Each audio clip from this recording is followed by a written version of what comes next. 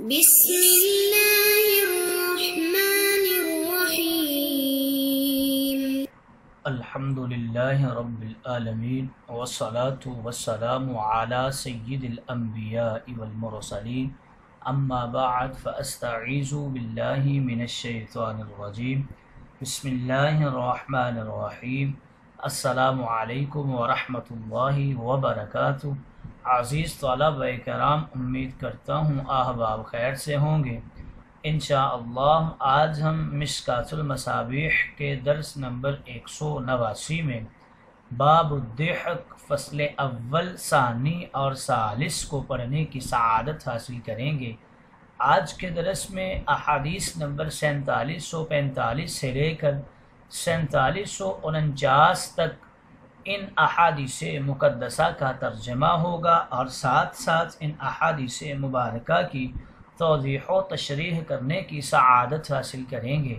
تو آئیے طلبہ کرام بلا تاخیر بڑھتے ہیں اپنے آج کے درس کی طرف۔ بسم اللہ الرحمن الرحیم۔ باب الضحک، ہنسنے کا بیان۔ اسلام چونکہ کامل و مکمل ضابطۂ حیات ہے، اس لیے اس میں انسانی زندگی کے ہر پہلو اور ہر شعبہ کی کفالت موجود ہے۔ اسی سلسلہ میں انسان کے ہنسنے کے مسائل بیان کیے جاتے ہیں۔ اللہ رب العزت نے انسان میں ہنسنے کا مادہ رکھا ہے، لہٰذا ہنسنا منع نہیں ہے بلکہ جائز ہے، لیکن اس میں حد اعتدال سے تجاوز کرنا مناسب نہیں ہے، کیونکہ اس سے چہرے کی رونق اور وقار ختم ہو کر رہ جاتا ہے اور روحانی اعتبار سے دل مردہ ہو جاتا ہے۔ سب سے اچھا تبسم ہے اور سب سے برا قہقہا ہے۔ صحابہ کرام خوب ہنستے تھے لیکن ان میں کبھی غفلت نہیں آئی۔ وہ دن کے شاہ سوار تھے اور رات کے رہبان اور عابد اور زاہد اور درویش تھے۔ ہنسنے کے باوجود ان کے دلوں میں ایمان ایک پہاڑ کے برابر ہوتا تھا۔ تاجدار انبیاء کا اکثر ہنسنا تبسم کی صورت میں ہوا کرتا تھا۔ اس باب کی فصل اول کی پہلی حدیث مقدسہ کی طرف بڑھتے ہیں۔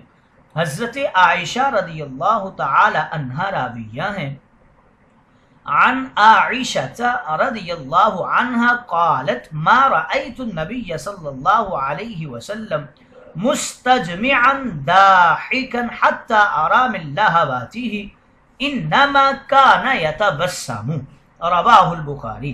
حضرت عائشہ رضی اللہ تعالی عنہا کہتی ہیں، میں نے نبی کریم کو اتنا زیادہ ہنستے ہوئے کبھی نہیں دیکھا کہ آپ کا منہ مبارک کھل گیا ہو، مجھے آپ کا مسولہ یا کوا نظر آیا ہو، بلکہ آپ کا ہنسنا مسکرانے کی حد تک رہا کرتا تھا۔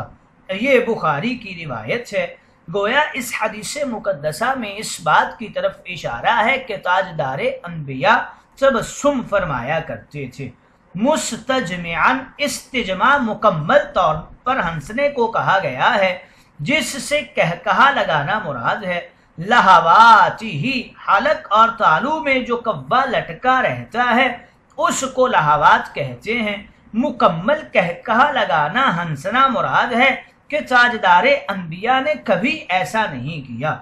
یا تبسم، ہنسنے کی 3 اقسام ہیں۔ اگر زور سے ایسا ہنسنا ہو جس سے حلق اور پورا منہ نظر آ جائے تو یہ قہقہا ہوتا ہے، اور اگر آواز کے ساتھ معمولی سا ہنسنا ہو تو اس کو ضحک کہتے ہیں، اور اگر آواز بالکل نہ ہو، صرف سامنے کے دانت کھول جائیں تو یہ تبسم ہے۔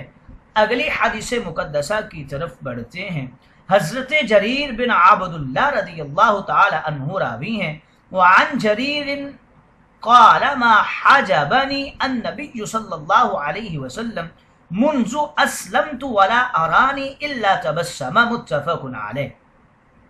حضرت جریر رضی اللہ تعالی عنہ کہتے ہیں کہ جب سے میں مسلمان ہوا ہوں، نبی کریم نے کبھی مجھ کو ملاقات سے منع نہیں کیا، اور جب بھی آپ مجھ کو دیکھتے تو مسکرا دیا کرتے تھے۔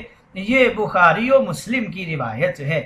حضرت جریر بن عبداللہ تاجدار انبیاء کی وفات سے چند دن پہلے مسلمان ہو گئے تھے۔ اللہ تعالیٰ نے آپ کو قدرتی حسن سے اتنا نوازا تھا کہ ان کو اس امت کا یوسف کہا گیا ہے۔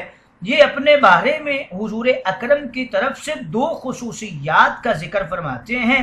ما حجبنی، ایک خصوصیت یہ تھی کہ میں نے جب بھی چاہا کہ تاجدار انبیاء سے ملوں آپ نے کبھی مجھے روکا ہی نہیں، اور دوسری خصوصیت یہ تھی کہ جب کبھی حضور اکرم نے مجھے دیکھا آپ نے تبسم فرمایا۔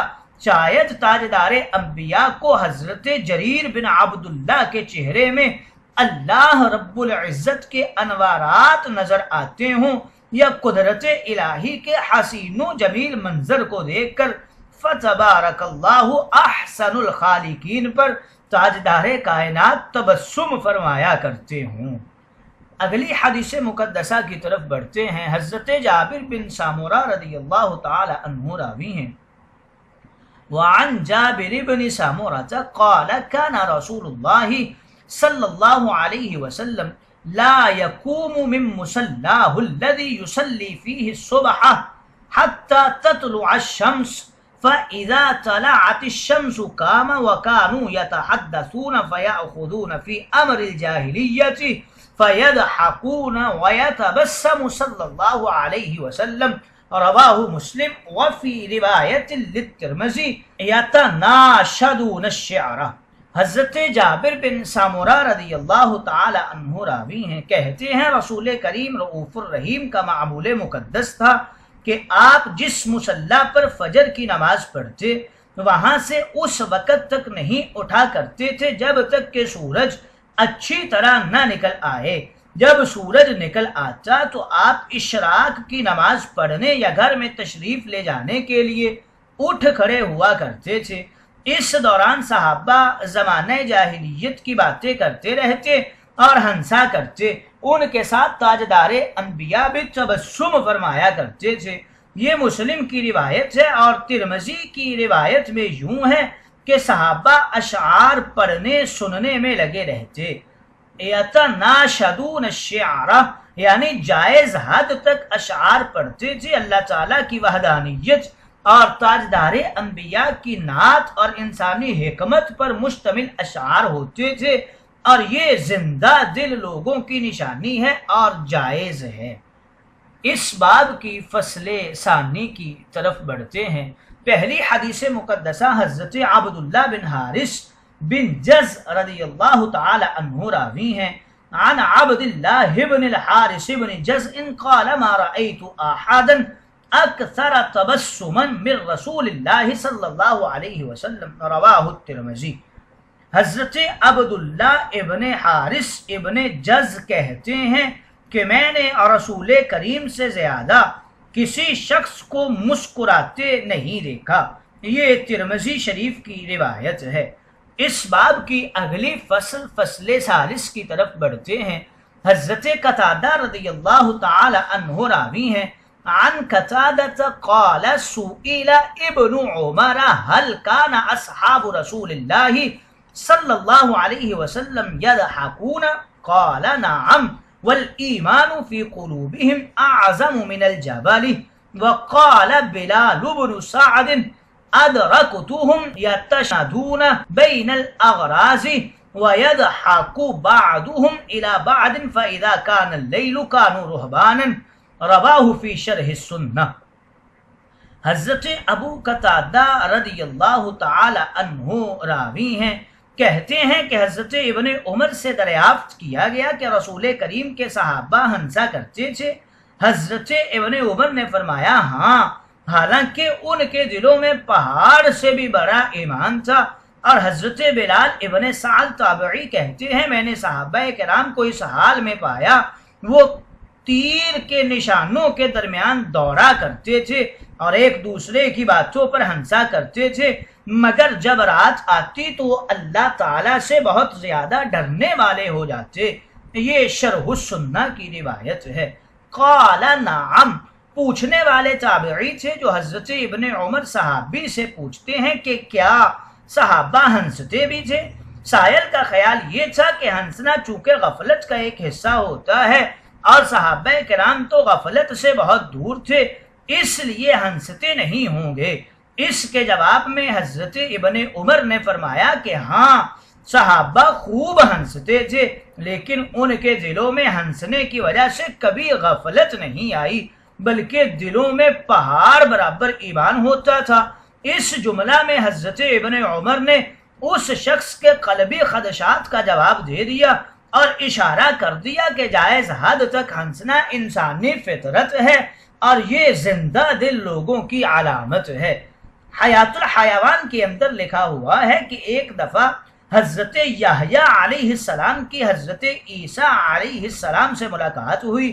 ملاقات کے موقع پر حضرت عیسیٰ علیہ السلام ہنسے، جس پر حضرت یحییٰ نے فرمایا کہ کیا آپ خدا کو بھول گئے ہیں کہ ہنسنے لگے ہیں؟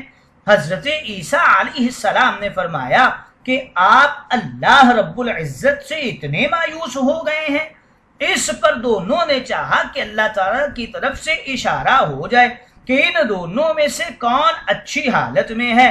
اللہ تعالیٰ کی طرف سے وحی آئی کہ تم دونوں میں اللہ تعالیٰ کو وہ زیادہ محبوب ہے جس کے اخلاق زیادہ اچھے ہوں، یعنی فیصلہ حضرت عیسیٰ علیہ السلام کے حق میں ہو گیا۔ زیر بحث حدیث میں ایک راوی حضرت بلال بن سعد تابعی فرماتے ہیں کہ میں نے دیکھا صحابہ کرام تیر اندازی کے نشانوں کے درمیان دوڑتے تھے اور ایک دوسرے پر ہنسا کرتے تھے، لیکن جب رات پڑتی تھی تو یہ تو عابد بن جایا کرتے تھے اور عبادت میں مشغول ہو جایا کرتے تھے، یعنی دن کے شاہ سوار ہوا کرتے تھے اور رات کے شب گزار ہوا کرتے تھے۔